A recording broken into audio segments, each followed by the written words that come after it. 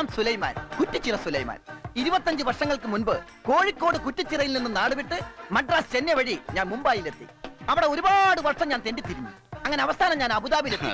അവിടെ വെച്ചാണ് വിശാല മനസ്കനും സർവ്വസമ്മതനും സമ്പന്നനും അതിലുപരി ഗൾഫ് മലയാളികളുടെ കണ്ണിലുണ്ണിയുമായ പ്രതാപ് കെ ചന്ദ്രൻ എന്ന ഉരമനയിൽ ചന്ദ്രനെ ഞാൻ കണ്ടുമുട്ടിയതും പിന്നീട് കൂട്ടിമുട്ടിയതും. ആ കൂട്ടിമുട്ടലിൽ തുടങ്ങിയ സൗഹൃദം വളർന്നതാ ഈ നെടുമ്പാശ്ശേരി വിമാനത്താവളത്തിൽ ഒരു ഡേസം ബ്രേക്ക്, ഒരു സഡൻ ബ്രേക്കിട്ട് നിൽക്കുകയാണ്. ബൈ ദ ബൈ, ഞാൻ വന്നത് വേരന്വേഷിച്ച. അതെ, വേര്. എന്ത് പേര്? എന്റെ പേര് കണ്ടിട്ടേ വേര് പോലെയാണല്ലോ ഇരിക്കുന്നത്. പിന്നെ എന്തിനാ പുതിയ പേര് അന്വേഷിക്കുന്നത്? എക്സ്ക്യൂസ് മീ, ഈ കുടുംബത്തിലെ കോമഡി ആർട്ടിസ്റ്റ് ആണല്ലോ ഇയാള്. ഞാൻ ഉദ്ദേശിച്ചത് തായ്വേര, ഐ മീൻ മൈ ബാപ്പ. താൻ തന്റെ തായ്വേരോ തന്തവേരോ എന്ത് കുന്തം വേണമെങ്കിലും അന്വേഷിച്ചോ. ഇവിടെ ആർക്കും ഒരു വിരോധവും ഇല്ല. ഞങ്ങൾക്ക് വേണ്ടത് ഞങ്ങളുടെ ചന്ദ്രനെ. അവൻ എവിടെ? അതിപ്പോ ഒറ്റ വാക്കി പറഞ്ഞാല് ഐസ് ഉള്ളപ്പോ പൈസ ഉണ്ടായില്ല, പൈസ ഉള്ളപ്പോ ഐസ് ഉണ്ടായില്ല, ഐസും പൈസ ഉണ്ടായപ്പോ സ്കൂൾ ഉണ്ടായില്ലെന്ന് പറഞ്ഞു മതി. ഇവിടെ ഇപ്പൊ ആരോ സ്കൂളിൽ പോണേ? കാര്യം തെളിച്ചു പറയടോ. എന്നാ പറയാം. ഫ്ലാറ്റിൽ നിന്ന് ഞങ്ങൾ രണ്ടുപേരും ഒരുമിച്ചാണ് ഇറങ്ങിയത്. ഫ്ലൈറ്റിൽ കയറിയതും ഒരുമിച്ചാണ്. ബട്ട് ഫ്ലൈറ്റ് മുകളിലേക്ക് പൊങ്ങിയപ്പോ ഞാനൊന്നും ഇറങ്ങിപ്പോയി. ഇനി പുള്ളിക്കാരൻ ഏതെങ്കിലും സ്റ്റോപ്പിൽ ഇറങ്ങിപ്പോയോ എന്ന് എനിക്കൊരു ഡൗട്ട് ഉണ്ട്. പക്ഷെ ഇവിടെ ഒന്ന് ഇറങ്ങിയപ്പോ ആളെ കാണാനില്ല. Totally missing. എന്റെ ഈശ്വരൻ, ഞാൻ എന്തായി കേക്കണേ? മനുഷ്യനെ വെറുതെ വട്ടുപിടിപ്പിക്കാതെ കാര്യം എന്താന്ന് വെച്ചാൽ തെളിച്ചു പറ. തെളിച്ച് ഞാൻ പറയാം. ഇവന്റെ ഈ കഞ്ഞിമുക്കിയ സാധനത്തിൽ നിന്നുണ്ടായ കുരുട്ട് ബുദ്ധിയുടെ വാസ്തവം അളിയൻ അവിടെ വെച്ചേ പിടികിട്ടി, അത്ര തന്നെ. ഓ, എന്തായിരുന്നു എല്ലാത്തിന്റെ ആവേശം. അങ്കിളിങ്ങെത്തി അടിച്ചു പൊളിക്കാന്ന്. എന്നിട്ട് പെഞ്ചായി. ഇല്ല, ഈ കോമാളി പറഞ്ഞാ ഞങ്ങൾ വിശ്വസിക്കില്ല. ചന്ദ്രൻ വരൂന്ന് പറഞ്ഞാ അത് ഉറപ്പാ വരും. വരും. എയർപോർട്ടിലല്ല, ആകാശത്ത് വരും. സാക്ഷാൽ പൂർണ്ണചന്ദ്രൻ. ഈ സൂര്യൻ ഒന്ന് അസ്തമിച്ചോട്ടെ. ഞാൻ ചൂണ്ടിക്കാണിച്ചതേ ഈ അമ്മാവന്, അമ്പിളി അമ്മാവന്.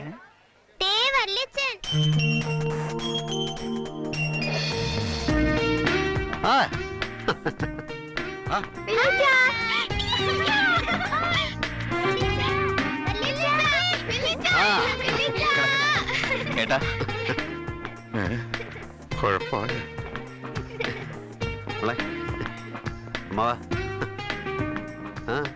എന്ത് പറ്റിയ അളിയ? ചന്ദ്ര. അതെ, ചന്ദ്രൻ. സൂര്യൻ അസ്തമിച്ചതിന് ശേഷം ആകാശത്ത് പ്രത്യക്ഷപ്പെടുന്ന സാക്ഷാൽ പൂർണ്ണചന്ദ്രനല്ല. സൂര്യൻ അസ്തമിക്കുന്നതിന് മുമ്പ് ഭൂമിയിൽ പ്രത്യക്ഷപ്പെടുന്ന സാക്ഷാൽ പുരമനയിൽ ചന്ദ്രൻ, പ്രതാപ് കെ ചന്ദ്രൻ. യെസ്. ഹാവു, ഇയാളുടെ വർത്താനം കേട്ടപ്പോ വിളിക്കാത്ത ദൈവങ്ങളില്ല. അതൊക്കെ ഇവന്റെ ഓരോ നമ്പറുകളല്ലേ അമ്മാവ. സസ്പെൻസ് പിടിച്ച് ത്രില്ലടിപ്പിക്കുക, അതാ അവന്റെ സ്റ്റൈൽ. It's my policy. അല്ല, അമ്മ ഏത് ഹോസ്പിറ്റലാ? അല്ല, അതിപ്പോ ഏത് ആശുപത്രിയിലാണെന്ന് ചോദിച്ചാ ഇപ്പം വീട്ടിലാ അല്ലേ അമ്മാവ? എന്നാ വണ്ടി നേരെ വീട്ടിലോട്ട് വിട്.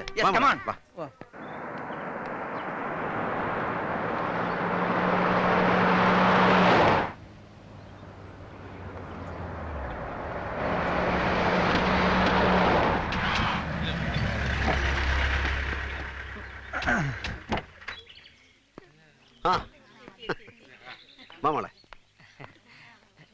അങ്ങ് പോടോ. അല്ല, ഇതെന്ത് പറ്റി? നമ്മുടെ വരവ് പ്രമാണിച്ച് സ്കൂളിന് അവധിയാ. അളിയൻ പറഞ്ഞപ്പോ പിന്നെ അപ്പുറം ഒന്നും ആലോചിച്ചില്ല.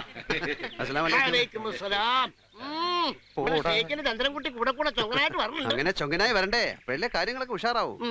ബാക്കി ഉഷാറൊക്കെ സന്ധ്യയ്ക്ക് ശേഷം. അകത്തൊരാളെ അത്യാവശ്യമായി സന്തോഷിപ്പിക്കാനുണ്ട്. ഇരിക്കണം ആശാനെ. സുഖമില്ലാണ്ട് എന്തിനാശാൻ ഇങ്ങോട്ട് വന്ന്? വരുന്നു എന്ന് പറഞ്ഞപ്പോ ഒന്ന് കാണാനൊരു കൊതി. ടീച്ചറെ, ആശാൻ നേരത്തിനൊക്കെ മരുന്ന് കഴിക്കുന്നുണ്ടോ? എന്റെ കയ്യിന്ന് വിടാൻ. എന്റെ കുട്ടിയെ ഞാനൊന്ന് കണ്ടോട്ടെ. ഇങ്ങോട്ട് വന്നേ അമ്മേ. വന്ന പാടെ ഓടിച്ചെന്ന് കെട്ടിപ്പിടിച്ചാലേ ഇന്നലെ പറഞ്ഞ കള്ളത്തരം കംപ്ലീറ്റ് പൊളിയും. അതുകൊണ്ടാ. എടാ, അവനിക്ക് വന്നില്ലേ? ഓ അമ്മായി, ഞാൻ പറഞ്ഞില്ലാന്ന് വേണ്ട. ഈ അമ്മ കംപ്ലീറ്റ് കുളവാക്കും. അതോടെ വന്നയാള് വന്ന വഴിക്ക് തിരിച്ചു പോവുകയും ചെയ്യും. പിന്നെ എന്റെ കുട്ടി പോയേന്നും പറഞ്ഞ് കണ്ണീര് ഒഴിക്കിട്ട് ഒരു കാര്യം ഉണ്ടാവില്ല. അതുകൊണ്ടാ. ഇനി എന്തിനാ പാവത്തിനെ വിഷമിപ്പിക്കുന്നത്? തുനി ഇവൻ പറയുന്നതിലും കാര്യമുണ്ട്. വരുന്നുണ്ട്. കിടക്ക് കിടക്ക്. ഈശ്വര, ഇപ്പൊ വലിയ കുഴപ്പമില്ല. എന്നാലും ആ ക്ഷീണം അങ്ങോട്ട് മാറിയിട്ടില്ല അല്ലേ അമ്മായിയെ? ക്ഷീണമൊക്കെ ഇപ്പൊ ഞാൻ മാറ്റിത്തരാം. അതിനു വേണ്ടിയല്ലേ ഈ കുട്ടി അവിടെ നിന്ന് ഇങ്ങോട്ട് പറന്നു വന്നത്. എന്താ എന്റെ കുട്ടിക്ക് പറ്റിയത്? നേരത്തിന് മരുന്ന് കഴിച്ചില്ല അല്ലേ?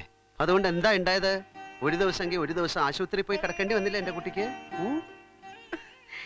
ഈശ്വര, എനിക്ക് എന്റെ കുട്ടിയുടെ മുഖത്ത് നോക്കി കള്ളം പറയാനൊന്നും വയ്യ. അമ്മ ആശുപത്രിയിലൊന്നും കിടന്നില്ലടാ. അല്ലേട്ടാ, ഈ ആശുപത്രി നിന്നോട് ചോദിച്ചില്ല. ശരിയാ. എന്താ പറഞ്ഞ? ആശുപത്രി കിടന്നിട്ടില്ലെന്നോ? അല്ല, അത് എന്റെ കുട്ടിയെ പറ്റിക്കാൻ വേണ്ടി പറഞ്ഞൊന്നുമല്ല. അല്ലാതെ വിളിച്ചാ നീ വരില്ലാന്ന് തോന്നി. അതിന് കള്ളം പറയാ? അങ്ങനെ എല്ലാരും കൂടെ കള്ളം പറഞ്ഞ് എന്നെ ഇങ്ങോട്ട് വിളിച്ചു വരുത്താൻ മാത്രം ഇവിടെ ഇപ്പൊ എന്താ ഉണ്ടായത്? അങ്ങനെ എല്ലാരും ഒന്നും ഒറ്റയടിക്ക് പറയാതല്ല. ഇക്കാര്യത്തിൽ ഈ അളിയൻ മനാത്തുടി മാധവൻ നിരപരാധിയാണ്. ഇവരെല്ലാവരും കൂടി ചേർന്ന ഈ പൊറാട്ട് നാടകം ഇവിടെ സംഘടിപ്പിച്ചത്.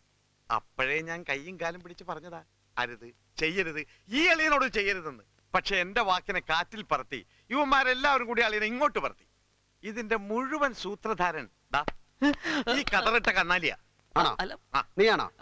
അല്ലേട്ടാ, അത് ഈ അമ്മാവനൊക്കെ പറഞ്ഞപ്പോ എന്താ അമ്മാവ ഇത്? ഹേ ആ ചോദിച്ചത് കേട്ടില്ലേ? എന്താന്ന്? ഹേയ് ഒന്നുമില്ല, എനിക്കൊന്നുമില്ല. ഇനി ഇവിടെ ആർക്കെങ്കിലും എന്തെങ്കിലും ഉണ്ടോന്ന് എനിക്കറിയില്ല. ആ തഹസിൽദാരുടെ മരുമോൻ അറ്റാക്ക് ആയിട്ട് ആശുപത്രി കിടക്കത്രേ. ഞാൻ അത്രയുടെ വരെ പോയിട്ട് ദേ വരുന്നു. എന്താ പേര്? തഹസിൽദാരുടെ ആ നിന്റെ അച്ഛന്റെ. അച്ഛന്റെ എന്താ അമ്മേ ചോദിച്ച കേട്ടില്ലേ? എന്നെ എന്തിനാ ഇപ്പൊ ഇങ്ങോട്ട് വിളിച്ചു വരുത്തിയത്?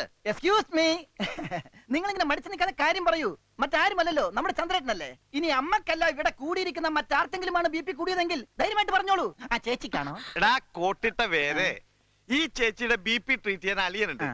തൽക്കാലം അനിയൻ അതിൽ ഇടപെടണ്ട. മല്ലി, ഇവന്റെ പ്രശ്നം വേരല്ല, ഞരമ്പ. ഞെട്ടിയല്ലേ? ആ, ഇനി നമുക്ക് കാര്യത്തിലേക്ക് കിടക്കാം. അളിയൻ ചോദിച്ച ചോദ്യത്തിന് ഉത്തരം ആരും പറഞ്ഞില്ല. ആരെങ്കിലും ഒന്ന് പറ. ഉത്തരം ഞാൻ പറയാം. ആ. കള്ളം പറഞ്ഞ് വല്യച്ഛനെ എന്തിനാ ഇങ്ങോട്ട് വിളിച്ചു വരുത്തിയെന്നറിയോ? എന്തിനാ? അത് ഞങ്ങൾക്ക് എല്ലാവർക്കും ഈ വല്യച്ഛന്റെ കല്യാണം കൂടാനാ. വല്യച്ഛന്റെ കല്യാണം കൂടാനോ? പൊന്നമ്പിളി പറഞ്ഞത് തന്നെയാ കാര്യം. അതിനാ നിന്നെ ഇങ്ങോട്ട് വിളിച്ചു വരുത്തിയത്. നേരെ ചൊവ്വേ പറഞ്ഞ നീ ഓരോരോ കാര്യങ്ങൾ പറഞ്ഞൊഴിയും. അതുകൊണ്ടാ ഇങ്ങനെ ഒരു കള്ളം. എടാ, നിനക്കറിയോ, ഈ വീട്ടിലുള്ള ചെറുതിനായാലും വലുതിനായാലും അവരുടെ ഒക്കെ ഉള്ളിലുള്ള പ്രാർത്ഥന നിനക്കൊരു കുടുംബം ഉണ്ടായി കാണാനാ. എല്ലാവർക്കും എല്ലാം ഉണ്ടാക്കി കൊടുത്തിട്ടുണ്ട് നീ. പക്ഷേ അവസാനം നിനക്കൊന്നും ബാക്കിയില്ലാണ്ടായ അത് സഹിക്കാൻ മാത്രമുള്ള ഒരു മനസ്സ് ഈ കുടുംബത്തിൽ ആർക്കെങ്കിലും ഉണ്ടെന്ന് തോന്നുന്നുണ്ടോ നിനക്ക്? സ്നേഹിക്കാനല്ലേ എന്റെ കുട്ടി എല്ലാരെയും പഠിപ്പിച്ചിട്ടുള്ളൂ. അരുതെന്ന് പറയരുത് എന്റെ കുട്ടി. ചന്ദ്ര, നല്ല തറവാടിത്തോ അന്തസ്സുള്ളൊരു കുട്ടിയെ ഞാൻ നിനക്ക് കണ്ടുവച്ചിട്ടുണ്ട്. നീ കണ്ടിട്ട് ഇഷ്ടായാ മാത്രം മതി. മതിന്ന്. അമ്മയുടെ മോൻ പറ്റില്ല എന്ന് പറയരുത്. ഇനി അതല്ല വേണ്ടെന്നാണ് ഭാവമെങ്കിൽ എന്നോട് പറയണ്ട. വാ. വേണ്ടെങ്കിൽ അച്ഛനോട് പറ. എന്റെ കുട്ടിയൊന്നും പറഞ്ഞില്ല. അരുതെന്ന് പറയല്ലേടാ.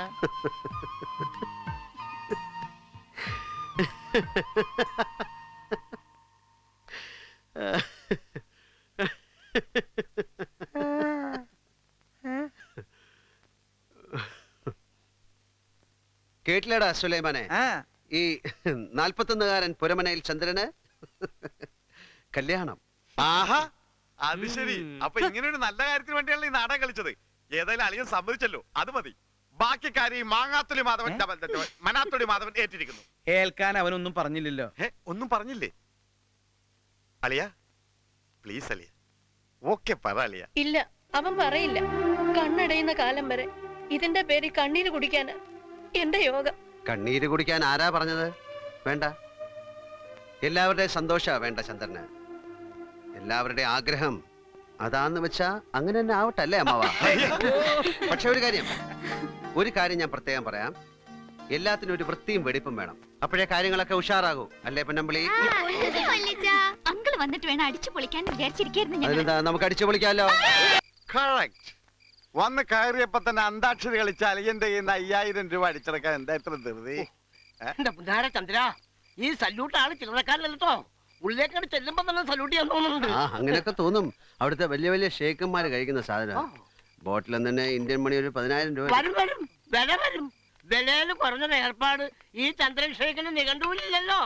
3.5 ലക്ഷത്തിന്റെ വാച്ച്, 36,000 മോതിരം, 12,000 കുപ്പായം. പത്രാസിന് എന്ത് കുറവാണുള്ളത്? മരിച്ചുപോയി ഞങ്ങളുടെ രാഘവന്റെ കുട്ടിക്ക്. ഏട്ടാ, ഇത്തവണത്തെ അബ്കാരി ലേലത്തിന് നമുക്കൊന്ന് കൂടിയാലോ? കാശുണ്ടാക്കാൻ പറ്റിയ ഏർപ്പാടാ. അങ്ങനെ നാട്ടുകാരെ കള്ളു കുടിപ്പിച്ചിട്ട് നമുക്ക് കാശുണ്ടാക്കണ്ട. ഇപ്പൊ ഈ ഉള്ള ബിസിനസ് ഒക്കെ നോക്കി നടത്തിയാ മതി നിങ്ങള്. ആക്രാന്തം വേണ്ടാന്നർത്ഥം അല്ലേട്ടാ? അതെ ഏട്ടാ. അല്ല, നേതാവിനോടൊരു ചോദ്യം. എങ്ങനെ ഇരിക്കുന്നു നിന്റെ ലൈലാ മജ്നു? മനസ്സിലായില്ല. വിശേഷങ്ങളൊക്കെ അമ്മ പറഞ്ഞു. നീ ഒരു പട്ടാളക്കാരന്റെ ഭാര്യയുടെ അനിയത്തിയുമായി ക്രൂരമായ പ്രണയത്തിലാണെന്ന്. പട്ടാളക്കാരന്റെ ഭാര്യയുടെ അനിയത്തി ആയതുകൊണ്ട് പേടിക്കാനില്ല. ഇവന്റെ കാര്യം ഒരു വെടിക്ക് തീരും. അതെ, ഇതിൽ ഇടപെടണ്ട. ഇടപെടാനുള്ള സമയം ഉണ്ടാവും തോന്നണില്ല. എന്റെ പൊന്നേട്ടാ, ഇവന്റെ പ്രേമം വളരെ സ്ട്രോങ് ആയിട്ട് നടക്കുന്നുണ്ട്.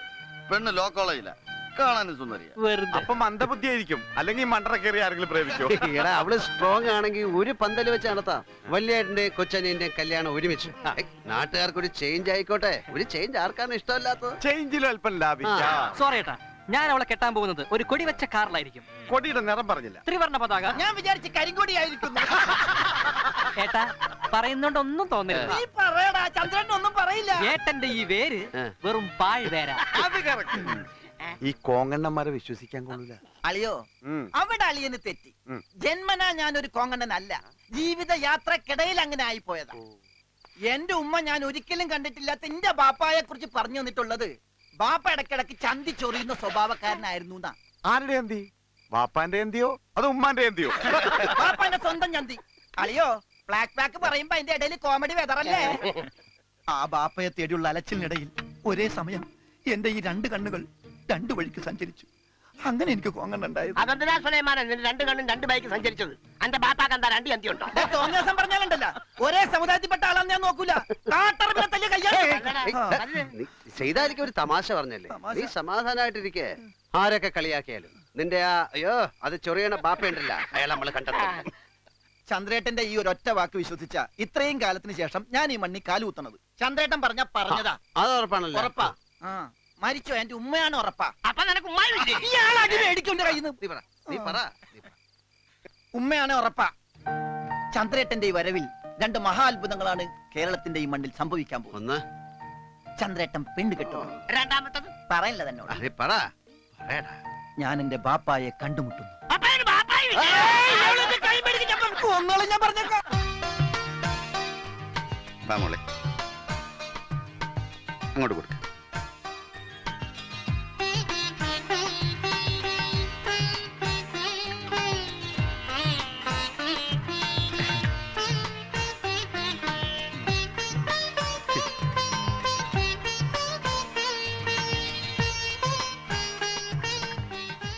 എങ്ങനുണ്ട്?